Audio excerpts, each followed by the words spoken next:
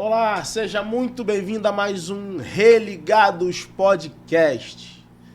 Gente, hoje eu tô aqui com um pastor da Assembleia de Deus, com uma história de vida incrível, um testemunho fenomenal. Esse testemunho vai fortalecer a fé de muita gente, que Deus ainda fala, Deus promete e cumpre. Então, tem uma história incrível que vocês não podem perder. Antes disso, como sempre tenho que falar, e quando não falo eu tomo puxão de orelha, pedir a vocês, deixa teu like na confiança, se inscreve, compartilha. Nós temos outros vídeos. Chega lá, dá essa força pra gente, em nome de Jesus.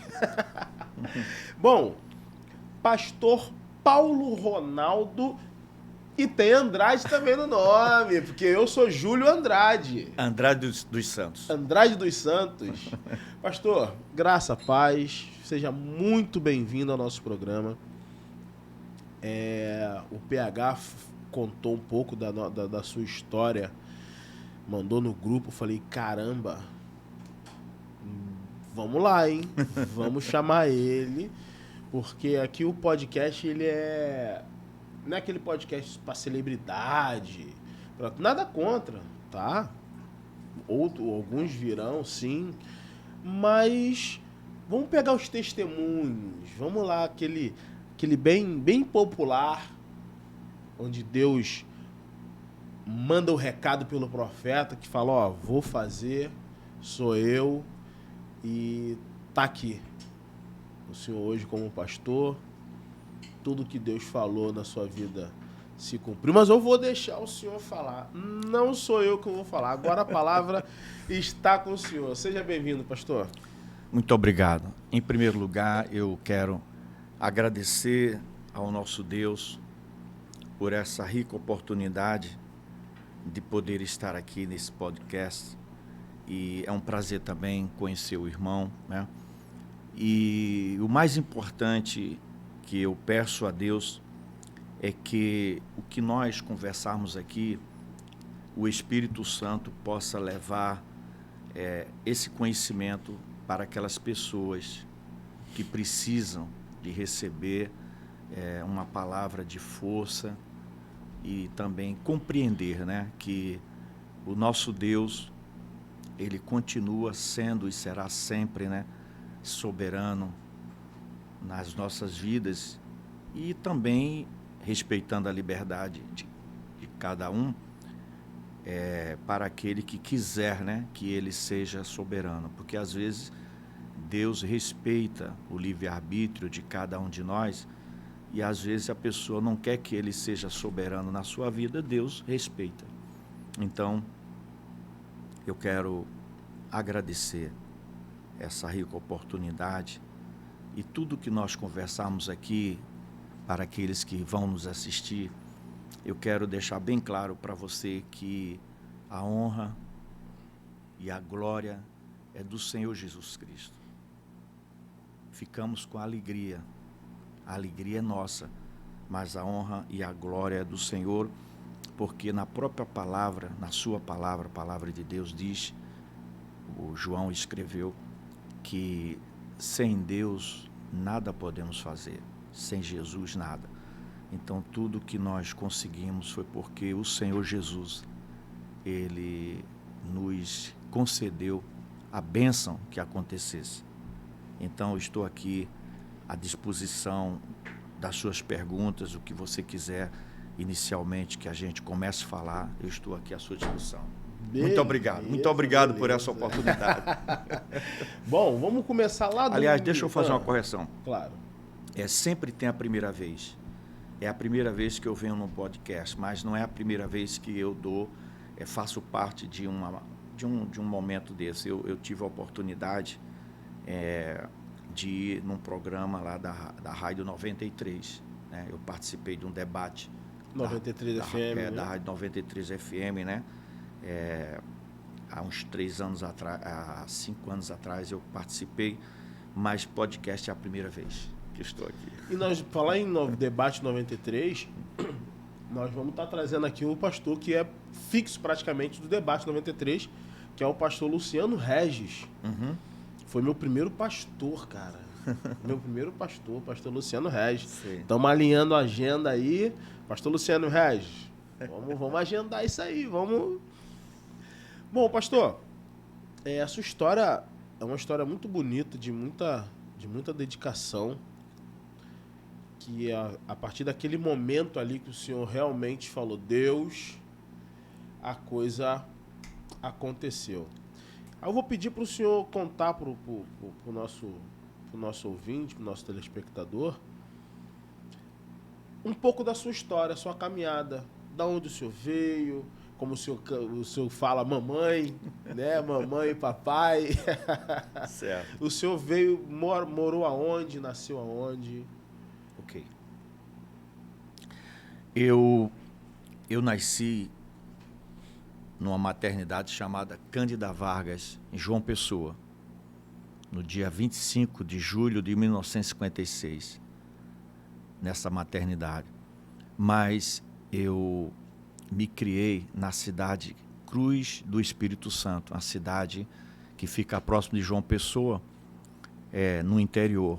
Ali foi aonde eu dei meus primeiros passos, né? A minha mãe, Maria Andrade dos Santos, que já dorme no Senhor.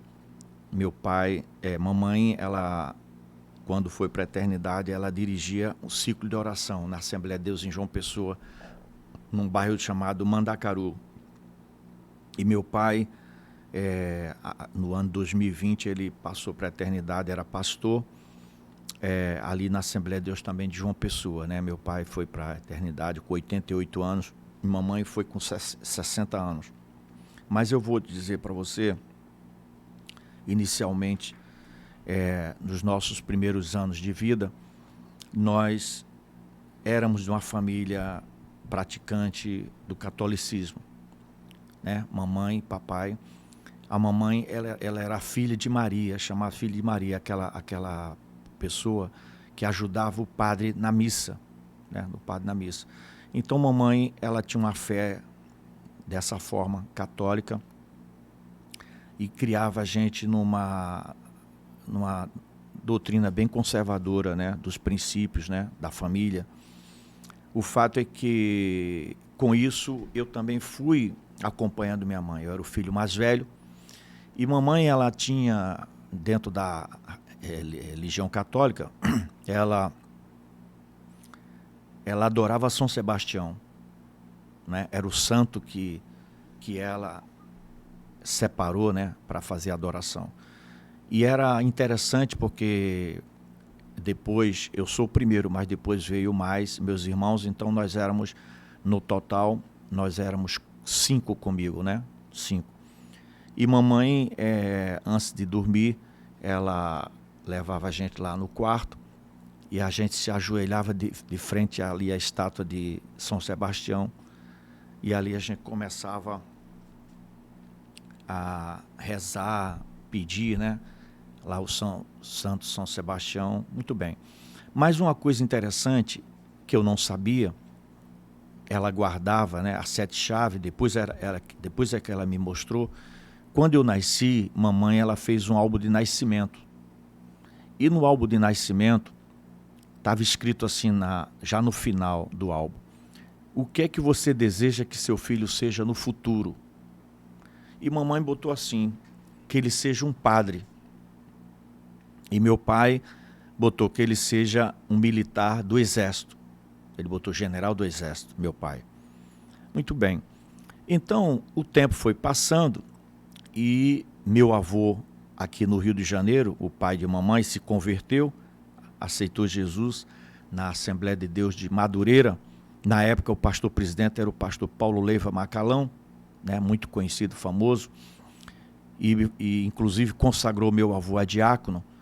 E meu avô foi de férias para João Pessoa. E quando chegou lá em João Pessoa, ele já como diácono, ele levou o evangelho, né, para a mamãe, a palavra. E mamãe, então, se converteu, né, Assembleia de Deus, se converteu ao Evangelho e foi servir na Assembleia de Deus, né? A Assembleia de Deus. Então, naquele momento ali, o que acontece? A gente foi acompanhando mamãe, né? A gente foi acompanhando mamãe para a igreja. Muito bem. Mas acontece que antes de mamãe vir para João Pessoa, a gente estava no interior, né? Depois fomos para João Pessoa, a gente estava no interior. Então, naquele período ali, lá no interior, eu confesso a você que eu não tinha assim uma perspectiva do meu futuro, se eu ia ser uma pessoa bem-sucedida. Por quê? Porque eu, com 5 anos de idade, a mamãe botava um isopor cheio de picolé em minhas mãos e eu saía vendendo. Lá chama-se paú, aqui no Rio chama-se várzea, né? Lá chama-se paú. E eu saía com aquele isopor vendendo picolé no paú, entendeu? E às vezes tinha vaca recém-dada cria no meio do caminho, que ela ataca as pessoas que chegam perto, achando que a pessoa vai mexer no bezerrinho, né? E às vezes, quando eu chegava no meio do caminho, estavam aquelas vacas, eu tinha que esperar ela sair da frente para que eu pudesse passar. E eu muito novo, 5 anos, e mamãe fazia com a confiança que nem tinha medo do que podia acontecer comigo. E muitas das vezes eu percebi que as pessoas compravam o picolé com mais pena de mim do que querendo o próprio picolé. Entendeu? Ajudar mesmo. E ajudar. Então, eu confesso a você que, de coração, com toda a minha sinceridade, que eu já estava nascendo um pouquinho no meu coração uma possibilidade ou um desejo de eu ser um plantador de batata. Porque ali era exatamente roça, né? Então, os colegas bem-sucedidos eram plantadores de batata. Eles plantavam e vendiam aquelas batatas na cidade, na feira. E eu estava observando que é como se eu fosse para aquela posição. Mas o fato é que, quando mamãe se converteu, a coisa começou a mudar. A primeira mudança, muito importante para nós, foi papai comprar uma casa em João Pessoa. Porque papai, ele era motorista do Ministério da Agricultura, né, concursado, ele era funcionário do Ministério da Agricultura, mas naquela época ganhava muito pouco. E meu pai era motorista e conseguiu comprar uma casa pelo sistema naquela época, BNH de habitação, Sistema Nacional de Habitação, em João Pessoa. E aí nós fomos para João Pessoa e, a partir dali, acabou essa fase de vender picolé e eu comecei a entrar em outra fase. E meu avô, por parte de meu pai, ele começou a despertar em mim uma coisa bem interessante, e eu diria uma coisa nova. O vovô chegava para mim e dizia assim: filho, estude. O pobre, ele só se liberta estudando. E vovô, todo momento que eu me aproximava de vovô dizia essa frase: filho, estude. O pobre só se liberta estudando. E aí, o que acontece? Eu comecei a tomar gosto pelos estudos, tá? E de forma que, estudando em escola particular, eu comecei, escola pública, né? Escola pública. E eu comecei a tomar gosto pelos estudos e eu comecei a me destacar, né, na escola, sendo o primeiro colocado da turma. De forma que, nos meus primeiros anos do primário, eu fui primeiro colocado em todos os anos. Aí tinha uma admissão, né? Depois fui para a admissão. E aí entrei no ginásio e, naquele momento ali, eu estava me aproximando dos meus 15 anos. Tá? E aí eu comecei a entrar numa fase que eu quero que vocês prestem bem atenção, aqueles que vão assistir, né, essa entrevista aqui, essa conversa. É que naquele momento de fragilidade que eu comecei a entrar, eu vou contar para vocês, o inimigo que existe, alguém pode pensar que não existe, mas o inimigo, Satanás, ele existe. E ele não brinca de ser inimigo. A Bíblia diz sobre ele que ele veio para matar, roubar e destruir os nossos sonhos, destruir o nosso progresso, destruir as nossas vitórias. E ele aproveita um momento de fraqueza no ser humano para fazer isso. Então, quando eu estava com meus exatamente 14, ele começou a nascer no meu coração um desejo de não querer servir mais a Deus.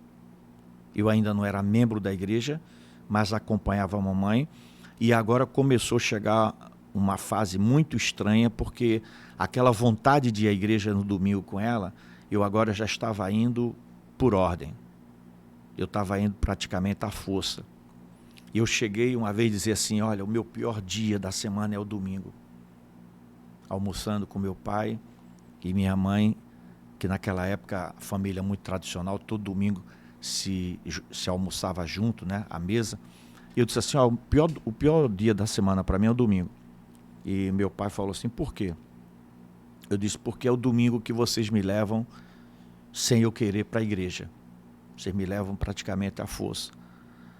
E eu comecei a querer realmente sair da igreja, sair para fazer o que o mundo faz, festa, essas coisas. Mas não cheguei a ir, só o desejo. E quando foi aos 15 anos de idade, eu recebi convite de uma colega da escola, o nome dela, na época, Alzira, me convidando para o aniversário dela de 15 anos. E eu cheguei em casa muito triste, porque eu recebi o convite, mas eu não tinha uma calça para ir ao aniversário. Eu não tinha uma calça. E eu disse, mãe, eu não posso ir nesse aniversário, porque a camisa dá para ir, mas a calça eu não tenho. A calça que eu tenho aí, ela está rasgada. E aí mamãe falou, vai na casa do seu tio, o irmão caçula do meu pai, e você pede uma calça emprestada. E eu fui, e quando eu cheguei lá, meu tio emprestou uma calça, naquela época a moda da calça boca de sino. Lembra? Lembro. Boca de sino. E aí eu, com muita alegria, né, eu peguei aquela calça, e eu notei que mamãe olhou para mim assim, de um jeito bem interessante, e eu todo feliz com aquela calça emprestada. E ali mamãe, como eu disse, ela era dirigente do ciclo de oração, né? Já tinha se convertido, já estava envolvido na igreja, e agora já era dirigente do ciclo de oração. E ela disse assim, meu filho, eu estou feliz com tua humildade, de você estar todo feliz com essa calça emprestada para ir para o aniversário. Mas eu quero te dizer, filho, que vai chegar um dia, eu gostei muito dessa palavra, vai chegar um dia que você vai abrir seu guarda-roupa e você vai ficar em dúvida qual a calça que você vai vestir. Hoje, você está indo com essa calça emprestada, todo feliz com essa calça emprestada. Mas eu te digo, filho, vai chegar o dia que você vai abrir teu guarda-roupa e vai ficar em dúvida qual a calça que você vai vestir. Pois bem, isso eu tinha 15 anos. Olha, de 15 anos a 18 anos foi um momento muito difícil da minha vida, porque foi um momento que o inimigo, Satanás, ele jogou pesado na minha mente e no meu coração. Porque naquele momento ali, eu só queria sair fora da igreja, festa, bebidas, essas coisas todas. Não cheguei a fazer nada disso, mas tudo na minha mente e no coração para fazer. Mas eu precisava de dinheiro para fazer, e eu não tinha. Aí o que eu fiz? Comecei a procurar trabalho. Então, naquela época, o trabalho era concurso. Eu tinha que fazer concurso. Aí eu fiz concurso para o Banco do Brasil, passei, não fui chamado. Fiz concurso para o DASP, existia um órgão do governo chamado DASP, passei e não fui chamado. E aí eu fiz concurso para o Correio. Quando eu fiz esse concurso para o Correio e saiu o resultado e eu fui o primeiro colocado, e depois tinha que fazer o psicotécnico, e eu fiz, e no final eu não fui chamado, aí eu comecei a entender que alguma coisa estava fechando para mim. Tinha alguma coisa que, não, enquanto você tiver com esse pensamento que você está aí, as coisas não vai dar certo. E aí, falaram para mim, olha, tem vagas na Companhia Estadual de Água e Esgoto, vai lá, de leiturista, vai lá que tem vagas. E eu fui, era uma segunda-feira, quando eu cheguei lá na segunda-feira, a moça falou assim, olha, existia sim vagas, mas elas acabaram sexta-feira. Vou deixar teu nome aqui, se aparecer novamente eu te chamo. E aí eu pedi licença a ela, porque me deu uma crise de choro, que eu ia chorar na frente dela ali. E eu saí daquela empresa e cheguei no meio da rua, comecei a chorar, num bairro chamado Jaguaribe, em João Pessoa.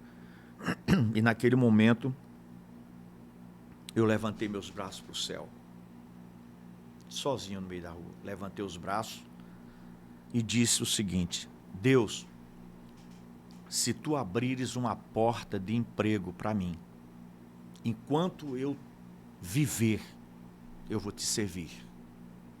Com os braços levantados para o céu, chorando. Quando eu terminei de fazer essa oração, eu olhei para o chão e quando eu olhei no bico do meu sapato, estava um folheto. Eu apanho o folheto e no folheto está escrito assim, Ministério da Marinha, aqui está o teu futuro. Eu peguei aquele folheto, cessou a lágrima e eu achava que naquele momento tinha chegado a minha vitória. Eu fui para casa, cheguei em casa muito alegre, mamãe falou, o que está acontecendo? Eu falei, mamãe, está aqui minha vitória, esse folheto, eu vou para a Marinha. Era um folheto de propaganda do concurso que estava em aberto. E eu fui na capitania, fiz a minha inscrição, e naquela época, 1975, eu tinha 18 anos. Naquela época, tinha 978 inscritos na Paraíba fazendo aquele concurso.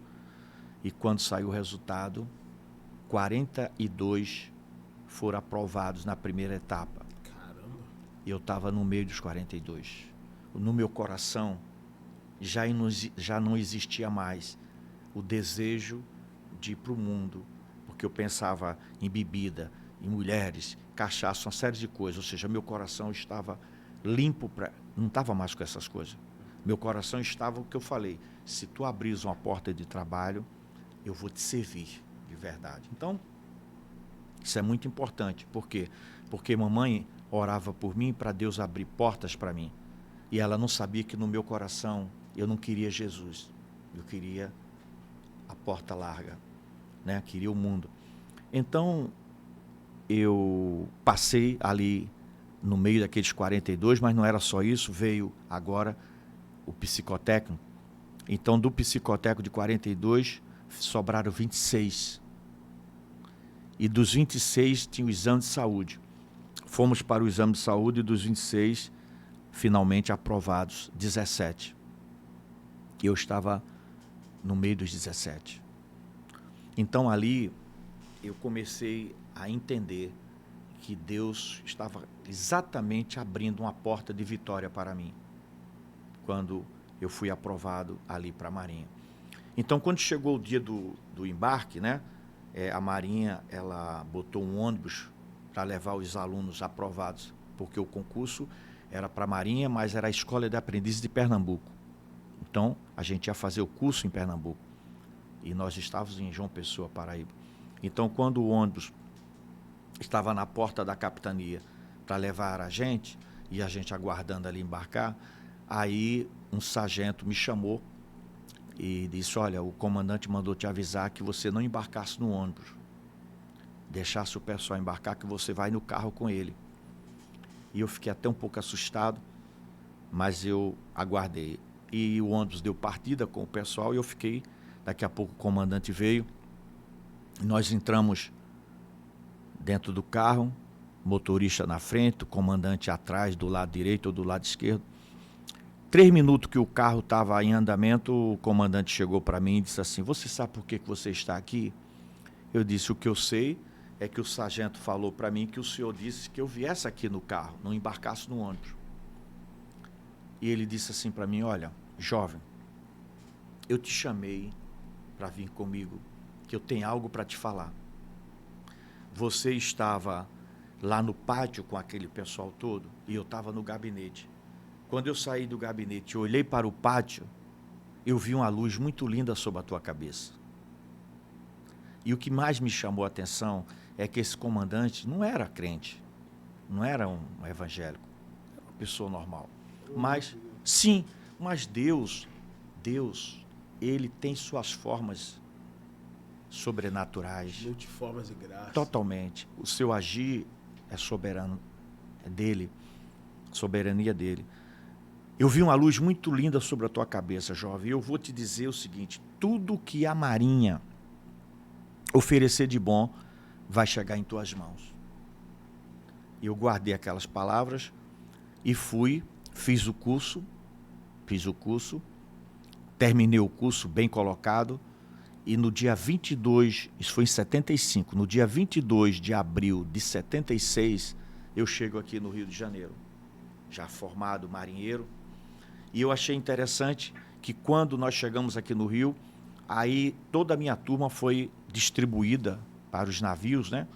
E eu fiquei por último, sozinho. E eu queria ser distribuído com mais um colega, para eu chegar com um colega naquele navio. Mas eu fiquei sozinho. E todo mundo foi distribuído. Eu fiquei por último. E eu estava preocupado. E daí a pouco veio a minha designação para eu servir no navio. Só que eu não sabia que Deus estava reservando o melhor para mim. Eu fiquei sozinho e eu fui servir exatamente naquele momento no melhor navio que a Marinha existia.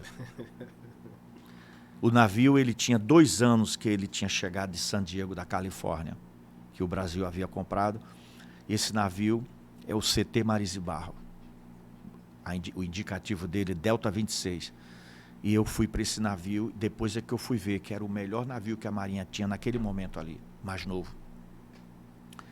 E ali eu comecei, porque eu gravei o que o comandante tinha falado: olha, uma luz sobre a tua cabeça. Então, cheguei naquele navio, 6 meses que eu estava no navio, eu já era ordenança do comandante. 6 meses que eu estava no navio, eu já era ordenança do comandante. Quando eu terminei 1 ano, eu estava em estágio. Quando eu terminei 1 ano, o meu estágio, eu fui aprovado com nota máxima, nota 100, excelente. 1 ano, passou 1 mês, depois 1 ano e 1 mês, aí o comandante me perguntou se eu tinha algum conhecimento em Brasília. Falei para ele que não, meu conhecimento era só Jesus e ele que era o meu comandante. E eu perguntei para ele por quê. Ele disse: olha, porque eu recebi, tem uma mensagem aqui, nominal do ministro da Marinha, designando você para buscar uma fragata na Inglaterra. Fragata defensora, F-41, na Inglaterra. E aí, meus irmãos, eu agora estava com 21 anos de idade. Lembra que eu falei que com 15 anos eu fui a um aniversário com a calça emprestada. Se lembra, né? Eu tô gravando aqui. Isso. Então, quando foi agora, eu estava indo para a Inglaterra. E antes de viajar, recebi passaporte e recebi dólar para viajar. E a primeira providência que eu fiz foi comprar roupas. E eu fui numa loja na Rio Branco. Para os mais antigos vão se lembrar dessa loja, a loja Quinta Avenida. Era uma loja para quem tem dinheiro.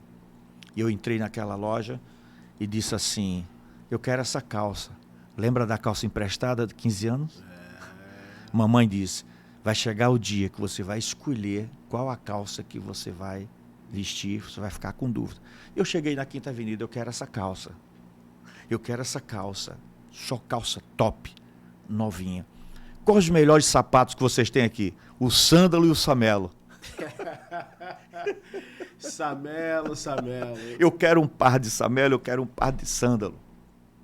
E aí acabou aquela prova dos 15 anos, aonde lá em João Pessoa eu estava desprovido de tanta coisa. E agora, com dólar no bolso, e eu fui para a Inglaterra buscar essa fragata, de forma que quando eu cheguei de viagem, né, da Inglaterra, passei quatro meses e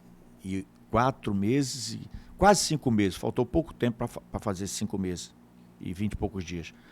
E ali quando eu voltei, isso serve para aqueles filhos, né, que às vezes eles não têm nada, mas quando Deus abre a porta para eles se esquecem dos pais, se esquecem de onde veio.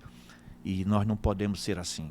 A primeira coisa que eu fiz quando eu cheguei de viagem, saí de férias, eu fui na minha casa em João Pessoa, de férias. Levei presente para minha mãe, para minha irmã, minhas irmãs, meus irmãos. E o mais importante, eu cheguei para a mamãe e falei, mamãe, papai está devendo alguma coisa? E ela falou, meu filho, seu pai tem pedido um dinheiro emprestado a uma senhora chamada Dona Laura. Na verdade, naquela época, hoje a gente chama isso de agiota. Uhum. Ele tá devendo a Dona Laura. Tá devendo dinheiro a Dona Laura. Aí eu fui lá na Dona Laura. Dona Laura era a agiota da época. Era. O pobrezinho do papai, faltava dinheiro, ele naquela época não pegava no banco, pegava nesses agiota. E aí eu fui nela e disse, seu povo, Ronaldo, me chamava de Ronaldo, Ronaldo, tô sabendo, você chegou da Inglaterra, né? Eu disse, sim, mas eu vim aqui com a missão. Papai tá devendo alguma coisa aí? Aí ela disse, tá, meu filho. Aí pegou um caderno lá, aí fui ver, aí tava lá a dívida do meu pai. Eu disse, Dona Laura, eu queria que a senhora riscasse essa dívida do meu pai. E eu cheguei, botei a mão no bolso e paguei a dívida em dólar. Ela falou, mas meu filho, em dólar, sim, eu já fiz o cálculo quanto custa, vai sobrar um troco aí para a senhora, risca o nome do meu pai. E ali foi a última vez que meu pai pediu dinheiro a ela, e a gente quitou aquelas dívidas, de forma que, a partir dali, o que acontece? Fazendo um resumo, e daquela visão que o comandante teve com uma luz sobre a minha cabeça, tudo que você imaginar de bom, né, que um militar pudesse conseguir na Marinha, nós conseguimos. A gente foi a sargento, depois fui buscar uma corveta nova em Angra dos Reis, chamada corveta Júlio de Noronha. Depois eu pude fazer a viagem, que chama-se Viagem de Ouro, né, no Ené Brasil. Já é difícil fazer uma, Deus me deu 2. Eu fiz a viagem de 94, a viagem de 95, eu dobrei a viagem. Mas uma coisa muito importante, na viagem de 94 tinha um culto a bordo, uma capela evangélica. Eu fui o vice-dirigente da capela. Na época eu era diácono. E na segunda viagem eu já fui o dirigente da capela dos evangélicos. Nós éramos uma tripulação de 440 homens e 44 evangélicos. 10%, né? 10%. Então eu fui vice numa viagem e na outra viagem eu fui o dirigente da capela. E foi muito maravilhoso porque nós pudemos fazer um trabalho maravilhoso evangélico. Demos uma Bíblia para o comandante, para o imediato, tanto na primeira viagem, 94, né, como 95. E aí, no final da minha carreira, eu já como suboficial, né, eu fui agraciado, na época era ministro da Marinha, né, pela a medalha do patrono da Marinha, que é a medalha Mérito Tamandaré.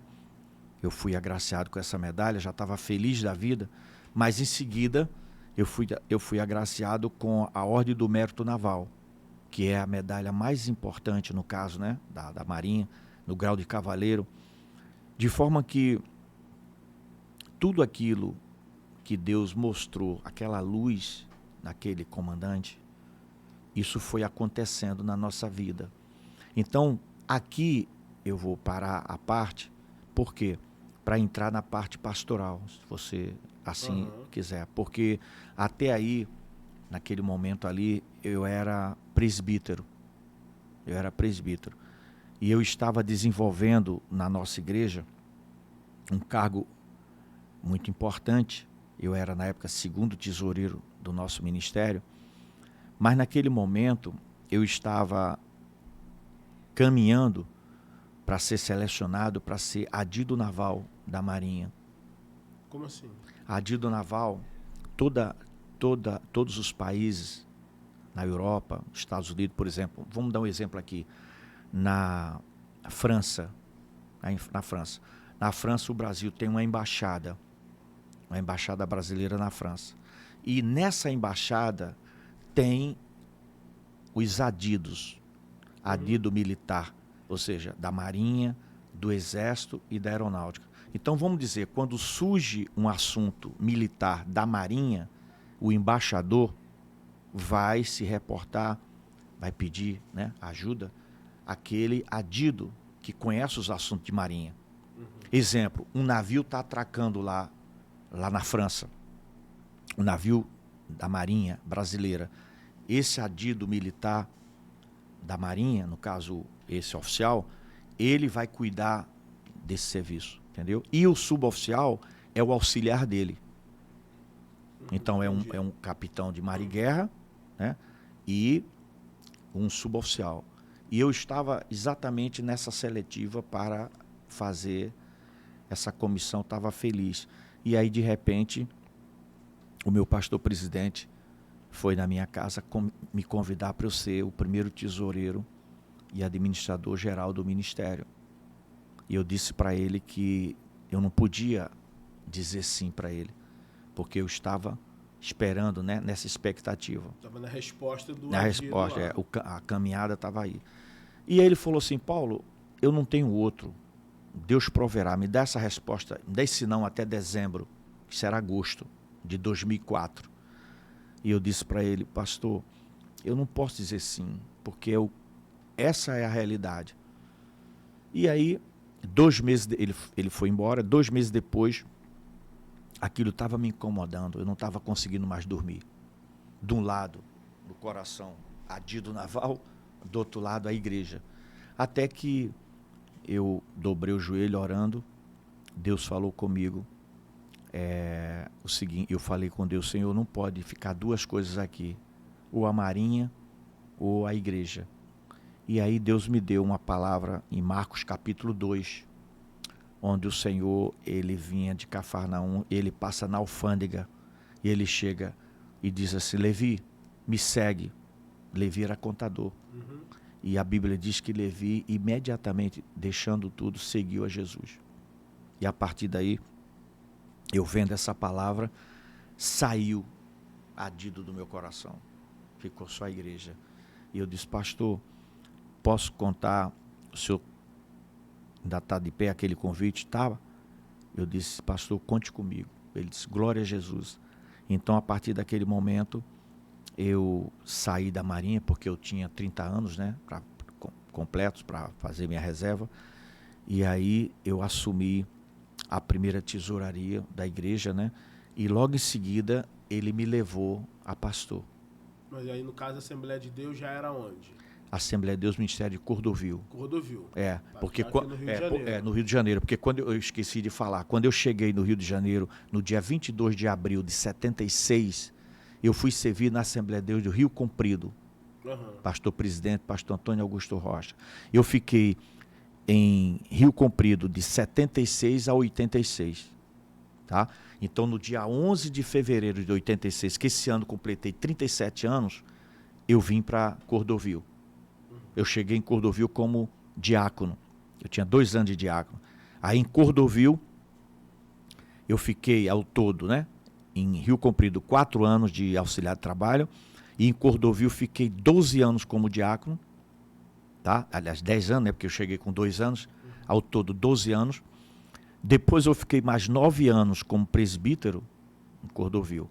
Então, nesse momento, em 2004, eu estava com 9 anos de presbítero. Aí o pastor me levou a pastor. Então, Eu tinha 48 anos quando o pastor me levou a pastor. Então se cumpriu o que estava escrito no álbum que mamãe pediu quando eu nasci, que eu fosse um pastor. Então ali eu assumi a condição de pastor e diretor financeiro da igreja e fiquei 6 anos nessa função. Entendeu? Aí, depois daí, eu saí, fui dirigir a congregação de Queimados por 3 anos. Em Queimados aconteceu um caso interessante. Quando eu cheguei lá em Queimados, que eu assumi a igreja, eu comecei a perguntar a Deus o que é que eu tinha que fazer algo impactante ali, da parte de Deus. E Deus me orientou que eu fizesse uma cruzada na Praça do Eucalipto, que é a praça central de Queimados. E aí eu fui e fiz a permissão à prefeitura para a prefeitura liberar aquela praça. E depois que eu fiz aquela cruzada, mais de 1000 pessoas lá na praça, muita gente aceitaram Jesus. Terminou o trabalho maravilhoso. Aí eu recebo um rapaz querendo dizer para mim que o prefeito queria falar comigo, prefeito da cidade. E aí eu fui até o prefeito, querendo saber o que ele queria falar comigo. E ele disse assim, olha, eu mandei te chamar aqui porque eu nunca vi acontecer isso. Eu libero aquela praça para pagode, eu libero aquela praça para carnaval, e você foi o primeiro pastor a pedir essa praça para fazer uma cruzada evangelística. Então quero te dar os parabéns e a partir de hoje você vai ser meu amigo. Ele falando comigo. De forma que foi uma experiência assim, maravilhosa, e eu pensei que ele estava de bravata, mas no aniversário dele, ele mandou o convite e nós fomos lá no aniversário dele. Então, de lá, dessa igreja, né, de Queimados, nós ficamos 3 anos, viemos para Braz de Pina, né, em Braz de Pina, Suruí, 6 anos, né, e a gente, quando estava em Braz de Pina, em 2021, no início de 2021, não, 2019, desculpa, 2019, eu estava numa oração. Olha só, você que está assistindo essa fala minha aqui, você entenda que o nosso Deus, ele é soberano. O nosso Deus, ainda hoje, ele fala, o nosso Deus, ainda hoje, ele faz, porque o mundo está vivendo muito difícil, uma situação que as pessoas têm perdido um pouco a sua fé, acha que Deus não fala mais, acha que Deus não faz, mas eu te afirmo que o Senhor continua o mesmo, soberano, e ele faz. O problema é que às vezes as pessoas dizem que Deus falou e Deus não falou. Mas, isso é um problema. entendeu? Mas quando Deus fala, ele faz. E o que é que acontece? Eu estava numa oração e Deus falou 2 coisas para mim e para minha esposa. Que o nosso tempo tinha terminado em Braz de Pina e que eu voltava para a igreja matriz. E a segunda coisa que eu achei assim meio tremenda, que eu não sei como é que ia acontecer, ele diz, o profeta dizendo, que via eu recebendo um cargo de honra na Convenção Geral das Assembleias de Deus do Brasil, a CGADB. E a gente escutou aquilo ali e pronto, terminou a oração e a gente... vamos aguardar se vai acontecer. E isso foi em 2019. Quando foi em 2020, o nosso pastor presidente chama a gente para a matriz. Então ali já se cumpriu a primeira profecia. A gente saiu da congregação, fomos para a matriz. Logo em seguida, 2021, aí eu recebo a comunicação que meu nome tinha sido aprovado para ser membro do Conselho de Comunicação e Imprensa da Convenção Geral das Assembleias de Deus. E aí, quando nós fomos empossados em 2022, lá em Cuiabá, cidade de Cuiabá, Mato Grosso, fomos empossados nesse cargo. Então aí, a minha alegria não é simplesmente pelo cargo. A minha alegria é para mostrar para as pessoas que estão, isso aqui tem um objetivo, tem um propósito, que Deus realmente ele é poderoso quando ele promete alguma coisa para a gente e no seu propósito, porque para que o seu nome seja glorificado. Nós só temos que esperar o tempo dele. O tempo dele. E foi o que aconteceu. Então hoje nós estamos na Convenção Geral Inclusive, agora, dia 28 de abril, nós estamos viajando para Novo Hamburgo, no Rio Grande do Sul. Vai ser a Assembleia Geral Ordinária da CGADB. Tá? Vai ser lá em Rio Grande do Sul, em Novo Hamburgo. Vai ser do dia 28 ao dia 1º.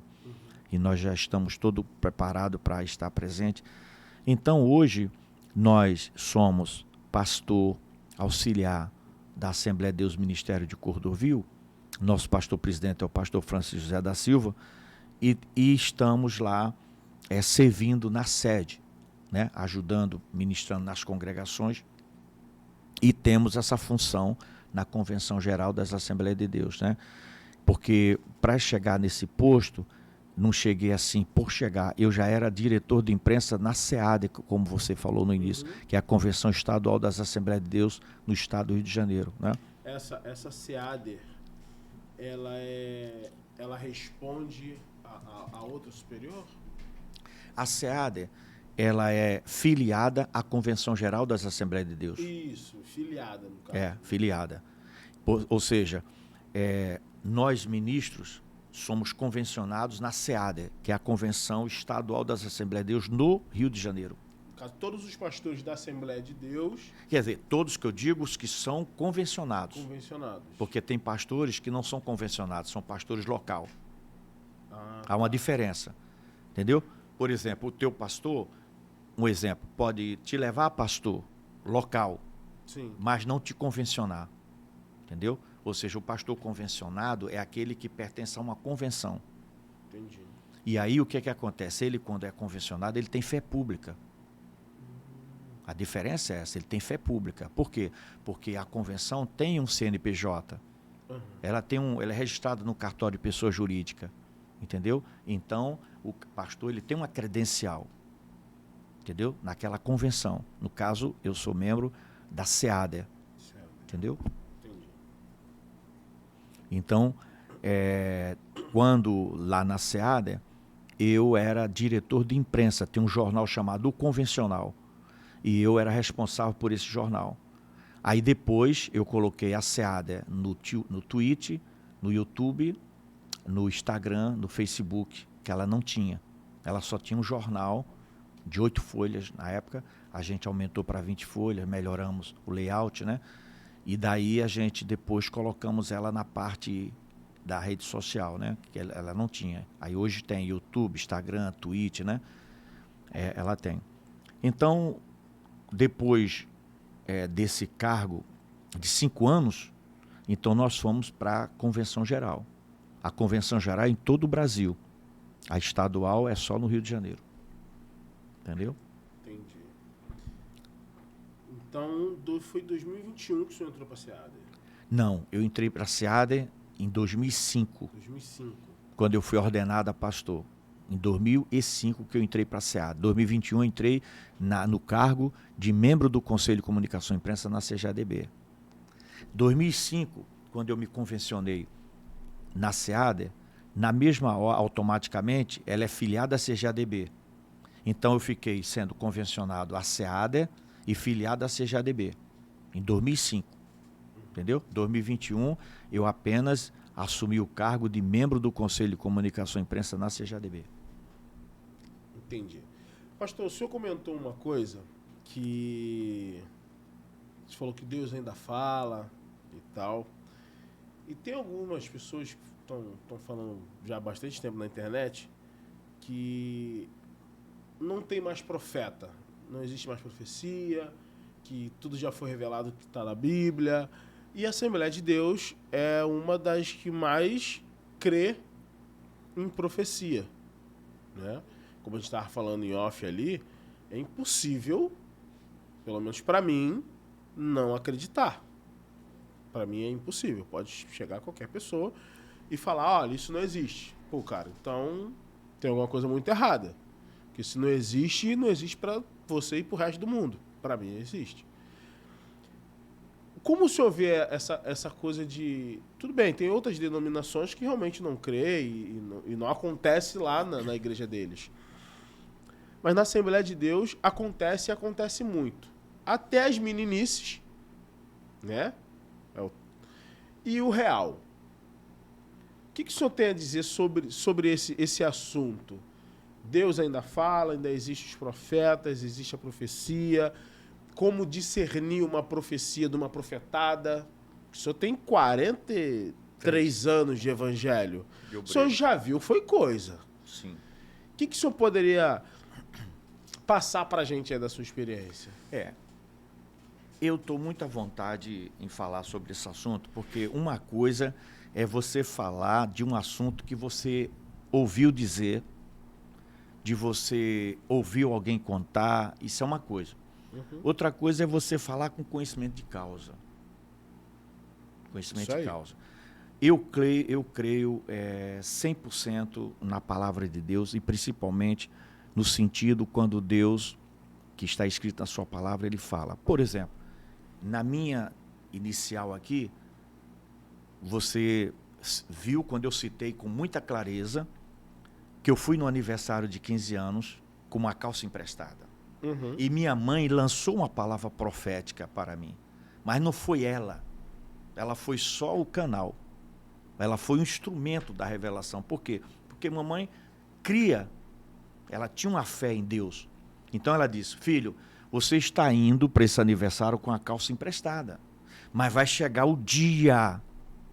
Guarda isso. Vai chegar o dia que tu vai olhar para o teu guarda-roupa, tu vai ficar em dúvida. Qual a calça?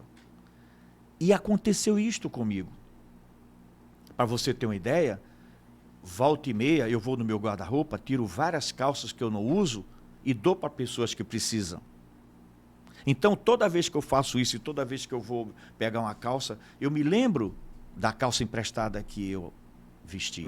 Então, isso é fato. Vou dar outro exemplo bem para você que está me assistindo, eu vou dar um exemplo concreto para você. Olha, as coisas de Deus não são naturais como nós estamos acostumados.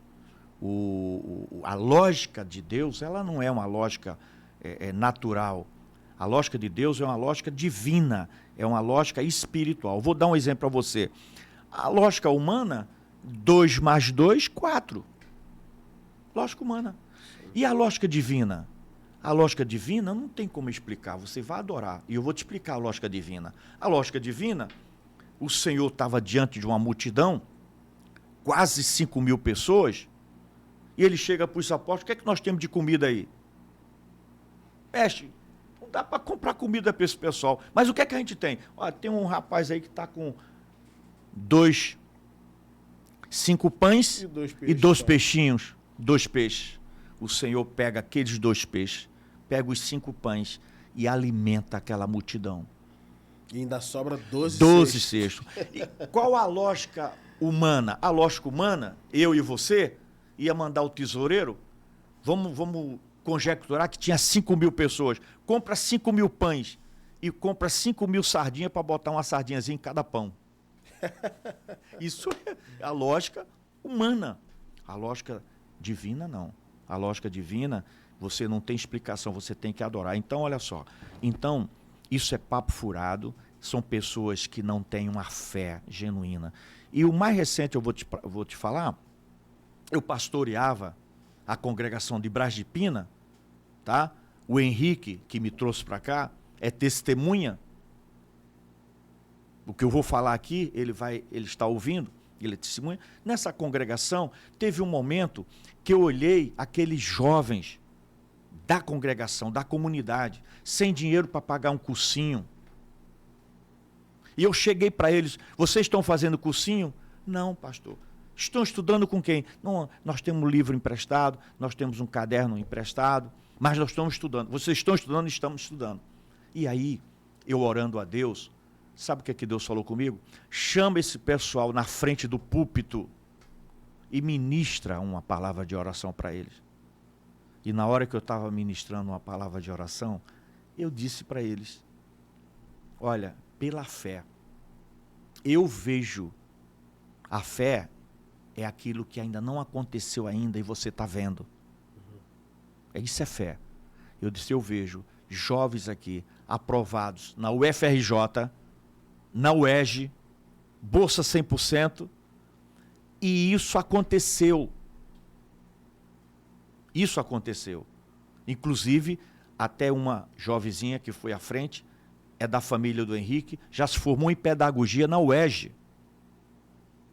Então, como é que Deus não fala?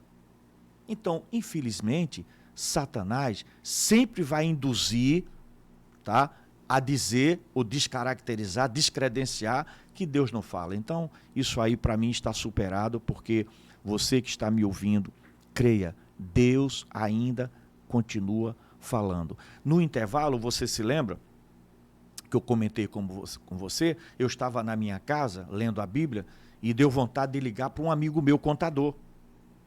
E eu liguei para ele, e quando eu liguei, eu me surpreendi e falou: pastor, foi bom o senhor ter ligado. Por quê?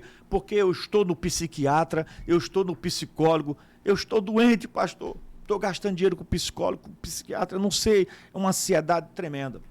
E eu digo para ele, naquele dia, pelo zap, pelo telefone, disse: olha, bom, se Deus mandou eu ligar para você, tem alguma coisa que Deus quer fazer. E o que eu posso fazer por você é uma oração. E eu creio, você crê que Deus... E ele é crente. Você crê que Deus pode fazer? Ele disse: pastor, eu creio. E eu orei, olha, peguei o telefone, fiz uma oração por ele, e 15 dias depois, ele ligou para mim e disse assim: pastor, eu estou te ligando e estou te autorizando você dizer aonde você for o que aconteceu. Eu não estou sentindo mais nada, pastor. Eu já dei aqui um culto no meio da minha família e falei como é que aconteceu com aquela oração que tu fez. Então, o que é que eu quero dizer? Sou eu o milagroso? Não. Eu apenas fui o canal que Deus usou para curar aquele rapaz, para dar vitória a ele. Então, concluindo a tua pergunta, respondendo, Deus continua falando, e principalmente aqui, ó, através da sua palavra. Por isso que na sua palavra está escrito assim, ó, no Salmo 125, versículo 1, os que confiam no Senhor. Por que os que confiam no Senhor? Porque tem muita gente que não confia.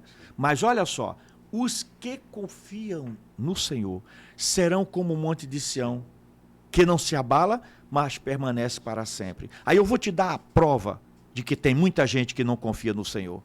O salmista Davi escreve no Salmo 20, versículo 7.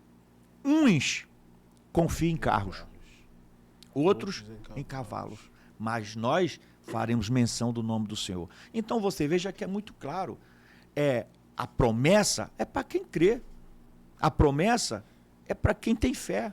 Agora, existe o livre-arbítrio. Crê, tudo bem. Não crê, é um dever, é um direito seu.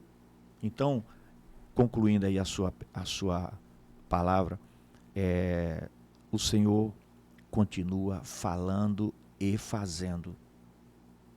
Continua, as promessas deles estão mais do que nunca vivas, tá? Então, esse papo de que Deus parou de falar, isso é fake news.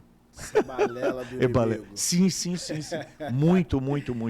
Pastor, outro dia eu estava vendo na internet, numa rede social, de uma senhora. Falou: olha, eu sou cristã, o meu marido não é. Eu já tentei casar no papel, ele não quer. E eu sou frustrada, porque eu gostaria de tomar a Santa Ceia e na minha igreja não permite, porque eu não sou casada no papel. Caramba, que situação, hein? Como é que o senhor vê essa... Ela poderia tomar, se ela tomar, ela vai estar em pecado. E o que é a Santa Ceia? Eu tenho a minha visão, né? Que não vou expor aqui, que vai ser um pouco polêmico. Sim. Mas o que o senhor falaria para essa senhora? Olha só. Primeiro, quem instituiu a Santa Ceia? A Santa Ceia, ela não foi instituída por homem. A Santa Ceia, ela foi instituída pelo nosso Senhor Jesus Cristo. Ele instituiu duas ordenanças instituídas por ele, que foi a Santa Ceia e o batismo. A Santa Ceia é um momento de comunhão. E a Santa Ceia também, ela tem uma finalidade, além da comunhão, relembrar o sacrifício de Jesus Cristo na cruz do Calvário. Tá? Então, o que acontece? Para a pessoa participar da Santa Ceia, primeiro, ela tem que ser membro do corpo de Cristo. E para ser membro do corpo de Cristo, ela tem que passar pelo batismo, que é uma ordenança do Senhor Jesus Cristo. O batismo é uma vez só. Você não se batiza duas vezes, uma vez só. Isso aí já é outro assunto também que... Isso. Então, olha só. Então, isso baseado na Santa Palavra do Senhor. Então, o batismo, ele te credencia a você fazer parte do corpo de Cristo. A igreja, aqui na Terra, ela é composta de pessoas que se batizaram e passaram a fazer parte do corpo de Cristo, porque Cristo é a cabeça da igreja, ok? Muito bem. Então, quando uma pessoa, exemplo, criança que não é batizado, adolescente que ainda não foi batizado, ele não participa da Santa Ceia do Senhor. Por quê?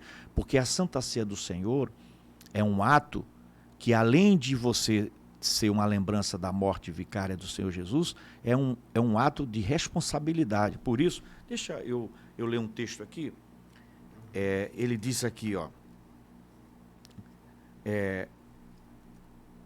Paulo, que recebeu do Senhor as orientações, na primeira carta de Paulo, 11, versículo 23, ele diz assim, ó, porque eu recebi do Senhor o que também vos ensinei, que o Senhor Jesus, na noite em que foi traído, tomou o pão e, tendo dado graças, o partiu e disse, tomai e comei.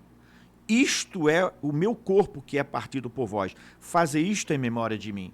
Então, a Santa Ceia, semelhantemente também depois de cear, tomou o cálice, dizendo, este cálice é o novo testamento do meu sangue, fazei isto todas as vezes que bebedes em memória de mim. Então, isso aqui foi uma ordenança dada por Jesus Cristo. Agora, olha só a responsabilidade de quem toma a Santa Ceia.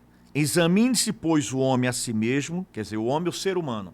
Examine-se, pois, o homem a si mesmo, e assim coma deste pão e beba deste cálice. Ou seja, examina a si mesmo, sim, e coma. Sim. Não, sim, mas isso aqui, isso é no momento, não quer dizer que é todo mundo, não. Não, isso aqui é para os membros. Para os membros. Como é que eu chego à Santa Ceia? Eu chego à Santa Ceia quando eu passo pelo batismo. Então, no caso, essa moça, se ela for batizada... Sim, se ela for batizada, ela tinha pode. Pode. Casada no cartório, mas olha só, mas o problema não é questão disso. Para ela, olha só, para eu me batizar, para qualquer pessoa se batizar, se ele for casado, ele tem que ser casado com o papel de casamento, com certidão de casamento.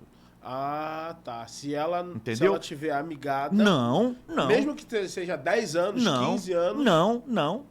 Ela não pode se batizar? Não, porque quem dá a legalidade do casamento dela é a certidão de registro de casamento.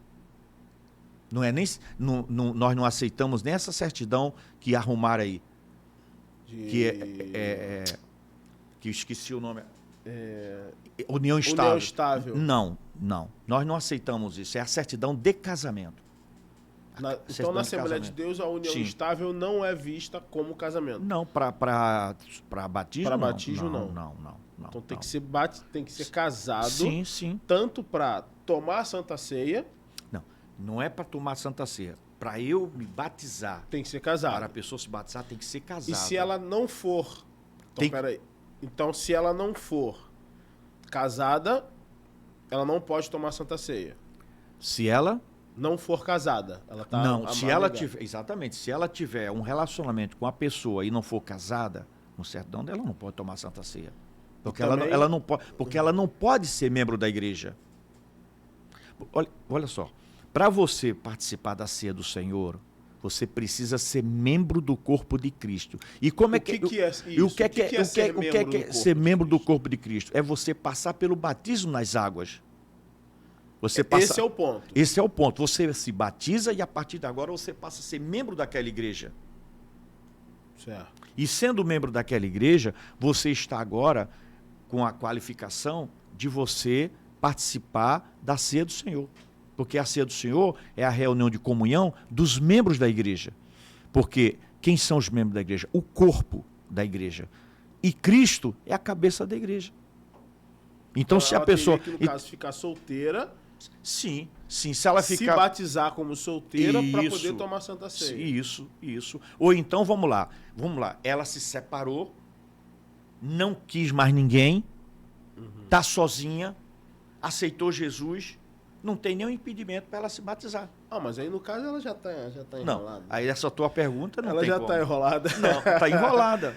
E outra Caramba. coisa, e você também tem E nem cargo ela pode ocupar. Não. E outra coisa, e o problema também, tem pessoas que querem trazer o problema para dentro da igreja, não é assim. A igreja tem suas normas, não só normas humanas, mas normas bíblicas, pela palavra de Deus. Não é o pastor que quer, é a palavra de Deus que ordena isso. Como é que você vai batizar uma pessoa que não está legalmente casada? Entendeu? Ela não pode nem ocupar cargo, Não, pode nada. não. Se ela fosse solteira, sim. Sim.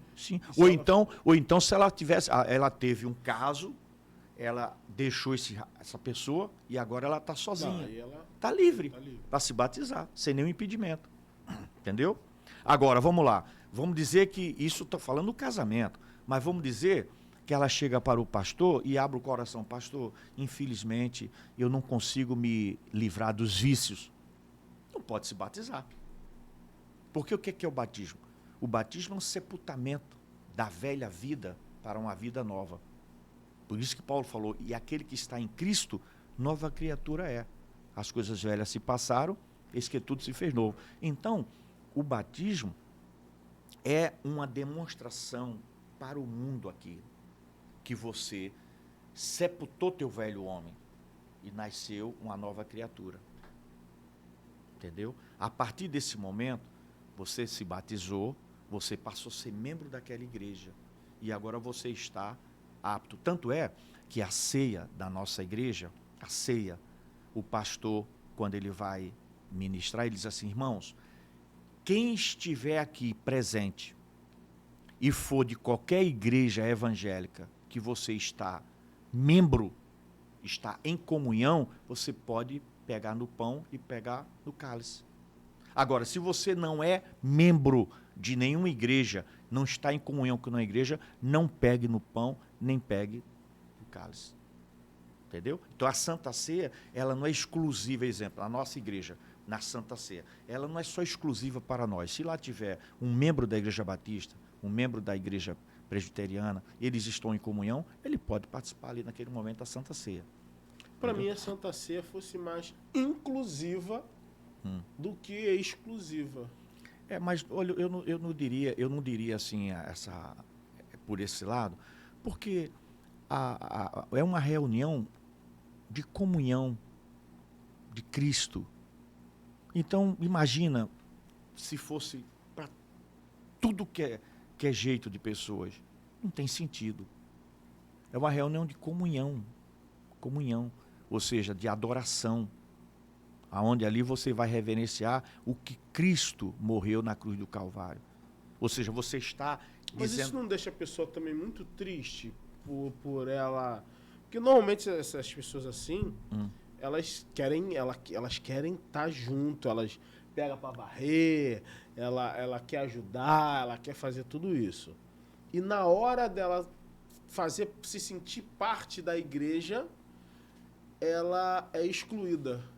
Ela não pode tomar a Santa Ceia. Sim, mas olha só, mas isso não é a culpa, não é da igreja e nem de Deus. A culpa é da própria pessoa, da sua trajetória. Entendeu? A sua trajetória. É muito simples. Você já viu como é que é feito um edital para você fazer um concurso público? Não. Ou seja, no edital vai dizendo ali, ó, a idade, o curso que você tem que ter. Se você não tiver idade, levar o curso, não tem chance. Então você não pode empurrar de goela abaixo. Não, tem um edital, ó, idade, 18 anos. Se tiver 20, não entra. curso, tem que ter curso superior. Se não tiver, não entra. Então a igreja do Senhor não é diferente. Só que a igreja do Senhor, ela, olha só, Jesus não exclui. Ele fala assim, ó, vinde a mim como estáis. Agora, quando você chega na igreja, aí Deus vai limpando você. Deus vai tirando aquilo que você tinha que não agrada a Deus. Agora, uma coisa muito importante que você está esquecendo, e eu vou te lembrar. O mais importante para um ser humano, cristão, quando ele aceita Jesus, não é a questão do batismo e a Santa Ceia. Não é isso. É a salvação que habilita ele para o céu. Exemplo, o ladrão da cruz. Sim. Não se batizou? Porque ele não teve tempo. Sim. Só isso, mas não anula. Mas eu quero dizer que o mais importante dessa senhora, para ela ficar confortada, é que se ela estiver firme com Jesus, ela vai para o céu. No momento se ela morrer, ou se Jesus vier buscar a igreja agora. Agora, os impedimentos de Santa Ceia é diferente. Entendeu? Ou seja, a Santa Ceia não é algo para habilitar a Santa Ceia e o batismo, não é algo para habilitar para você como salvação. Isso é muito importante, tá? Isso aí, porque a igreja não exclui ninguém. Pelo contrário, Jesus Cristo nunca excluiu ninguém. Jesus Cristo, olha só, vinde a mim todos vós como estáis, cansados, oprimidos, sobrecarregados. Agora, a diferença é, quando você entra na igreja, vai ter mudança na tua vida. A palavra diz, quem crer e for batizado, sim, será salvo. Sim, sim. Aí eu fico, pior que eu vou voltar nesse tema. A senhorinha, né? No caso, essa moça. Eu imagino que seja. Eu tô falando senhora, mas eu não sei não. Só. Ela, infelizmente, não vai poder se batizar, não vai poder tomar Santa Ceia e nem fazer parte do corpo de Cristo. Sim, porque ela não se batizou, né? Porque ela não se batizou. Se batizou. Mas ela pedir o divórcio do marido, pra poder... Ela não pode casar novamente. Não. Rapaz, que situação. A Bíblia Sagrada, né? A gente não pode ir de encontro à Bíblia Sagrada. A Bíblia Sagrada é muito lindo, porque é o seguinte, Deus, ele é amor, mas ele é justiça. Sim. Então, o que acontece? Deus não tem jeitinho. Porque o problema da sociedade, ela quer um jeitinho para se acertar. Para ela seria a única salvação, ela convencer o marido a casar. Olha só, eu diria o que está faltando. Se eu fosse aconselhar pastoralmente, primeiro, eu ia fazer uma oração de fé por ela. E segundo, eu ia pedir ela para ela fazer um propósito com Deus. Quem é o marido dela perante Deus? Eu posso afirmar o caso do meu pai. Que mamãe que se converteu primeiro. Meu pai não queria saber nada de igreja. Nada. Papai era altamente ignorante contra a igreja. E ele deixava a gente na igreja com mamãe e ele saía com o carro para onde ele queria, bem entender, tomar vinho, tomar cisana, naquela época bebida, por aí vai.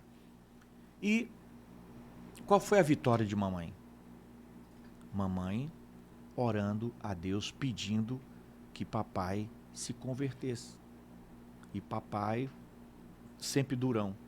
Mas quando foi um dia, escuta essa aqui, quando foi um dia, o papai estava na estrada, no carro, e um pastor chamado Manel Pedro deu com a mão, papai parou o carro, aquela poeirona, entra! Aí o pastor Manel Pedro subiu em cima da caminhonete, e papai levantou, deu uma saída violenta, a capoeira começou a voar, e 100, 110, 120, aí o pastor Pedro começou a tremer e bateu na cabine. Aí papai parou. Que foi? Meu Paulo, o senhor está correndo muito. Desce. Eu mandei tu subir, foi tu que pediu, desce. Entendeu? E o pastor Pedro desceu, ficou no meio daquela estrada, papai foi-se embora. O tempo passou, mamãe botou um culto na minha casa, um culto de sábado, um culto. E nesse dia, quem estava dirigindo o culto? Pastor Pedro. E quem é que, na hora do convite, que o pastor Pedro queria, quem aceita Jesus Cristo? quem é que aceita Jesus Cristo naquele dia? O meu pai. O meu pai. Com quem? Com o pastor Pedro. Então, se eu estivesse com possibilidade de falar com essa senhora, eu ia dizer para ela: minha senhora, apresente seu marido a Deus. Não se entregue a essa resistência, porque Deus tem poder. Quem fez ele? Foi Deus. Deus tem poder para quebrar esse coração. E sabe o que vai acontecer? Não só a senhora, mas ele e a senhora se batizar juntos. Seria bonito. Sim, porque, ora, se você está diante de um obstáculo, você não pode ficar preso a esse obstáculo. Você tem um Deus para orar a ele, pedir a ele. E Deus está vendo a situação. Então ela está se acostumando com a situação. Não pode. Ela tem que confiar no Senhor. Que o mais importante que eu vejo agora não é só o batismo dela. É a fé dela em Cristo. Para ela pedir salvação. Não só para ela que ela já está firme, mas para o marido dela. Uma outra pergunta. O senhor é aquele que a gente chama de crente raiz, né? Mais de o senhor tem de evangelho mais que eu tenho de idade. Obreiro, 43 anos. Obreiro, 43. 43 anos. Agora faça as contas de 11 de junho de 75 para hoje. Pô, então tem muito mais. Para mim, se eu tivesse 43 de aceitação de Cristo. Não. De obreiro. De obreiro tem 40. Então, olha, obreiro eu tenho 4 anos de auxiliar de trabalho. Entendeu? 9 anos, 12 anos de diácono, 16. 9 de presbítero, 25. E esse ano completei 18 anos de pastor. Eita. 43. Então, 43 anos. Antigamente, na igreja não existia, não podia ter bateria, lembra? Não podia ter bateria, não podia ter nada disso. E hoje, nós temos até jogo de luz. Como o senhor está enxergando essa mudança tão... Se pegar essa igreja ali de 75 para 2023, me dá um panorama do que o senhor presenciou lá, não só dentro da Assembleia de Deus, não, igreja no geral. Sim. Para essa 2023.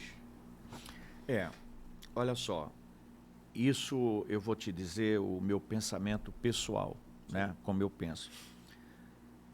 O que eu entendo pelo que a experiência que Deus me deu.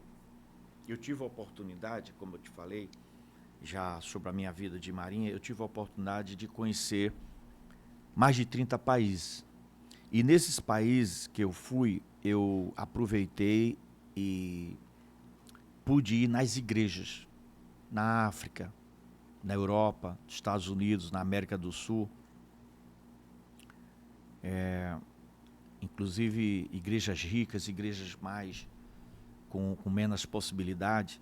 Por exemplo, a igreja que eu entrei lá em Copenhague, eu fiquei maravilhado, porque quando eu entrei na igreja, sentei, botei um fonezinho no ouvido e tinha uma chavezinha que eu podia escutar normalmente em português o que o dinamarquês estava falando lá.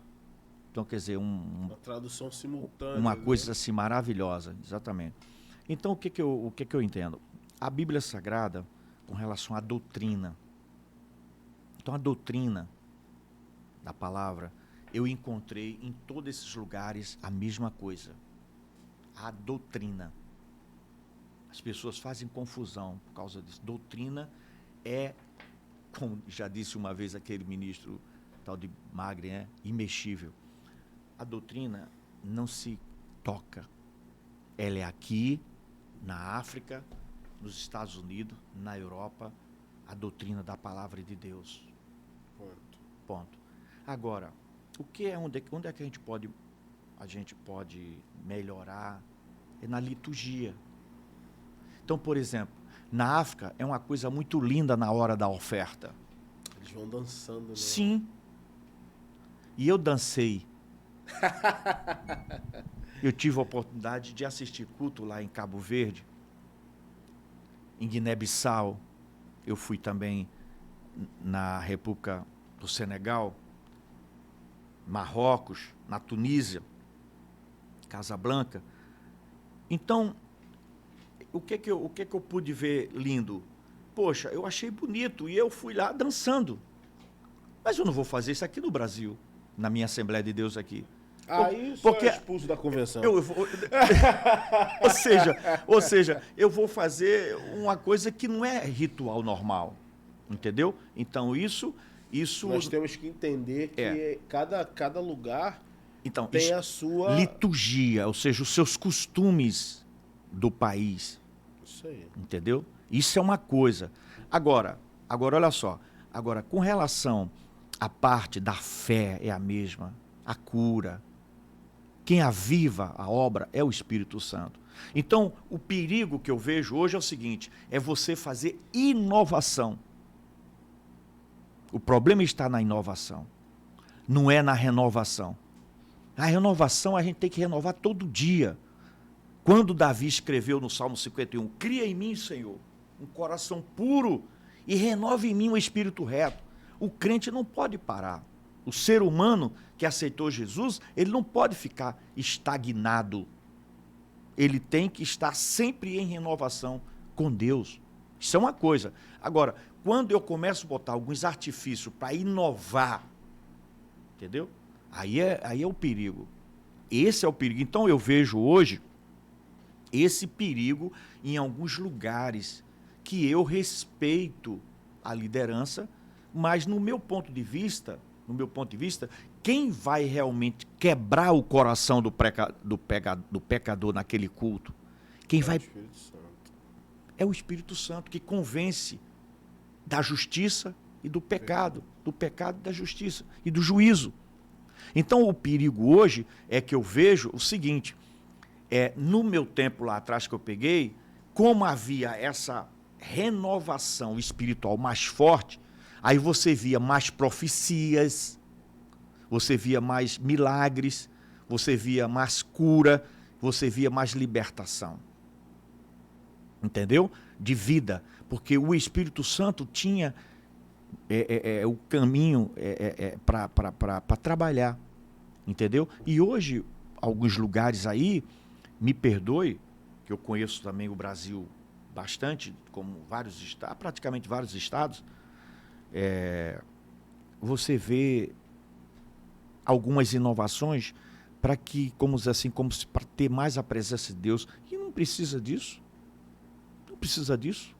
Então, nesse Como assim, por exemplo? Não, exemplo, tem pessoas, eu já vi igrejas aí com luzes, uma série de coisas, alguns mecanismos, entendeu? Como se fosse estratégia. Sim, sim, mecanismo. Agora, não estou falando daquela estratégia linda para o melhor do reino, né? Porque a doutrina, olha só, a doutrina ela é estática, a doutrina não muda, mas o culto é dinâmico.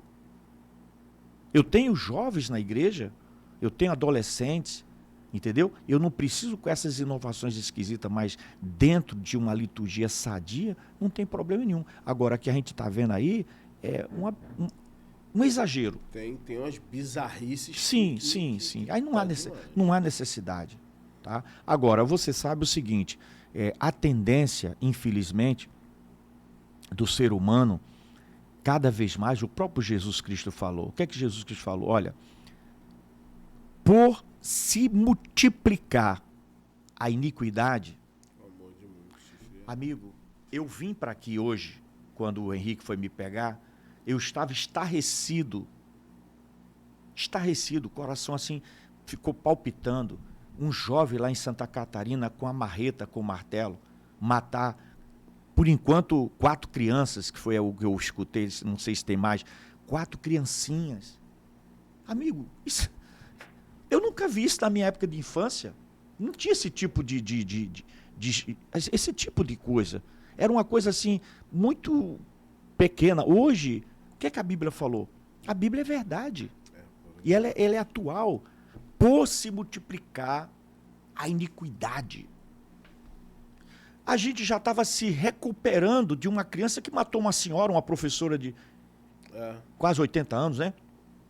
aquela professora que o jovem matou, a gente já vinha se recuperando disso. Aí agora, esse rapaz com a martela. E outra coisa esquisita, matou e se entregou à polícia. Então é uma coisa satânica, uma coisa do inferno. Entendeu? Eu vejo que a escatologia ela está se cumprindo. Sim, sim. Ah, mas Júlio, toda vez todo mundo fala que Jesus está voltando. E tá mesmo. Sim. E tá cada vez Sim. mais, e tá Sim. cada vez mais perto. É real. As coisas estão cada vez mais estarrecedoras, como o senhor falou, que era coisa inimaginável você fazer um mal para uma criança de um jeito desse. Eu tô fazendo alguns estudozinhos aqui, paralelo, sobre Israel, né? Sobre a construção do terceiro templo. Sim. Porque pra gente cristão, o nosso termômetro, vamos dizer ali, que tá lá em Israel. Sim. E já tem todas os paramentos, tudo isso já está pronto. Já está lá. Então, quem parar para pesquisar, para estudar um pouquinho, vai falar, cara, isso aqui há 10 anos atrás não acontecia. Não estou falando de terremoto, guerra, maremoto, isso sempre aconteceu. Sim, legal. Mas tem coisa, o bezerro, o bode, a cabra vermelha, já tá ali. Já nasceu, tá aí já. Já tá. Então, é assustador, né? Você saber, caraca, nós somos a última geração. Sim. Nós somos a última geração. Sim. Jesus de verdade está voltando. E a gente aqui tenta propagar o reino. Poxa, gente, Jesus está voltando. Vamos parar com essas meninices. Que eu sou muito crítico com algumas coisas de algumas denominações que fazem. Eu ando até me tolindo um pouco, porque acaba virando muito, pode virar muita polêmica. Mas eu acho que nós não temos mais tempo para brincar. Não. Como a gente vê aí alguns pseudos pastores, profetas do Pix, que falam um monte, que eu tenho para te entregar, faz um Pix. As pessoas perderam o temor de Deus. Sim. O temor. Sim. Porque se pegar o Deus do Velho Testamento, se essas pessoas fazem isso no Velho Testamento, não tinha ninguém mais aí. Não. Não tinha mais ninguém fazendo essa palhaçada. Porque é palhaçada. Sim. É palhaçada. Eles estão abusando do amor de Cristo, estão abusando da graça para fazer essas coisas por ganância. Porque tudo é pelo dinheiro. Sim. Tudo pelo Infelizmente. dinheiro. Infelizmente, o dinheiro e o poder corrompe muito facilmente aqueles que já têm o coração tombado para esse lado. Então, para a gente encerrar, né, o senhor, nossa, com a experiência que tem, com a bagagem que tem, com a expertise tanto bíblica quanto vivida, né, por esse Brasilzão, por esse mundo afora, gostaria que o senhor deixasse uma mensagem para quem está assistindo, quem vai assistir, de esperança, de fé, de conscientização, de tudo isso, porque realmente nosso Jesus está voltando e não tem mais tempo para brincar. Sim. Não tem mais tempo. Então, Sim. para ali, ó, aquela ali é a sua câmera, fique à vontade. Bom, eu iniciei agradecendo a Deus e quero terminar agradecendo a Deus por esta oportunidade que Ele me concede de estar aqui nesse podcast e agradecer a você, né? Que isso. O Henrique, que também me trouxe, Ana Beatriz. E pessoal da produção ali, ó, que faz a coisa acontecer. E eu estou muito feliz por essa oportunidade, né? E aproveito para dizer o seguinte: nós não tínhamos como ter uma solução para os nossos pecados, porque lá no Éden o homem pecou, o homem destituído ficou da glória de Deus, mas veio o segundo Adão, Jesus Cristo, e Jesus Cristo, ele veio, nasceu de uma mulher, veio aqui à terra, por obra e graça do Espírito Santo ele nasceu, no ventre de uma mulher, agraciada Maria. E a Bíblia diz que Jesus, aos 30 anos, até 33 anos, Jesus ele praticou seu ministério aqui na terra, escolheu seus 12 apóstolos, um perdeu a bênção, Judas traiu Jesus. Depois, Matias foi escolhido para o lugar de Judas. O fato que Jesus morreu, ele foi crucificado por mim, por você, mas ao terceiro dia ele ressuscitou e ele está à direita do Pai Todo-Poderoso. Isso não é um conto de fada, isso é uma realidade. E a Bíblia diz, em João 14, eu vou aproveitar, você que vai assistir esse programa, em João, Evangelho de João, capítulo 14, esse Jesus Cristo, ele falou e João escreveu. E aqui eu quero deixar para você no meu agradecimento. Não se turbe o vosso coração. Credes em Deus, crede também em mim. Na casa de meu Pai há muitas moradas. Se não fosse assim, eu vos teria dito, pois vou preparar-vos lugar. E se eu for e vos preparar lugar, virei outra vez e vos levarei para mim mesmo, para que onde eu estiver, estejais vós também. Mesmo vós sabeis para onde vou e conheceis o caminho. Disse-lhe Tomé, Senhor, nós não sabemos para onde vais e como podemos saber o caminho? Disse-lhe Jesus, eu sou o caminho e a verdade e a vida. Ninguém vem ao Pai senão por mim. Então, deixo aqui esta palavra para você, e você que diante de tudo o que eu contei aqui, eu quero deixar muito claro para você, isso é o mínimo que Deus pode fazer, mas Ele fez na minha vida. E hoje, uma criança que com 5 anos de idade não tinha uma esperança, entretanto, já tinha uma promessa no ventre da minha mãe quando eu nasci, que ela me oferecia para que eu fosse um pastor. E aqui eu cheguei. Mas Deus fez a coisa completa. Deus profetizou, minha mãe profetizou que eu seria um pastor e meu pai profetizou que eu seria um militar do exército. A diferença é que lá na minha terra não tinha a marinha, era mais o exército. E Deus me fez também um militar da marinha. Então, acredite, não tenha falta de esperança na sua vida. As promessas de Deus são reais. Deus, quando Ele fala, Ele cumpre. E eu sou exemplo disto. Hoje eu posso dizer que, graças a Deus, eu sou um vencedor.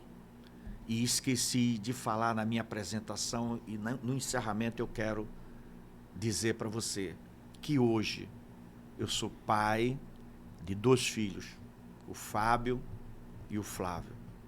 O Fábio me deu 2 netinhas lindas, a Alice com 10 anos e Maitê com 5 anos. E o Flávio ainda não tem filhos. E a minha esposa, o nome dela, minha querida esposa, Fátima Pinheiro dos Santos, que eu também esqueci de falar quando eu comecei dando aqui meu testemunho. Quando eu cheguei aqui no Rio, no dia 22 de abril de 76, era uma quarta-feira. No sábado, Jesus me apresentou a minha esposa. Ela tinha só 15 anos. E hoje nós já passamos dos 41 anos de casados e com 5 de namoro, 46. Então, eu deixo essa palavra para você de motivação e que o Espírito Santo de Deus, aquele que convence, é Ele, o Espírito Santo, possa convencer você e fazer você uma pessoa feliz, como eu sou. Possa fazer você aceitar Jesus Cristo como Salvador, se você ainda não aceitou. Deus abençoe. Obrigado. Deus abençoe. Gente, que entrevista maravilhosa, que história. Parabéns. Esse foi mais um Religados Podcast. Não se esqueça de se inscrever no canal, comenta aí, manda pra todo mundo, faz aquela lista de transmissão e ó, puf, dispara. Gente, muito obrigado pela presença de vocês. Fiquem com Deus. Fui!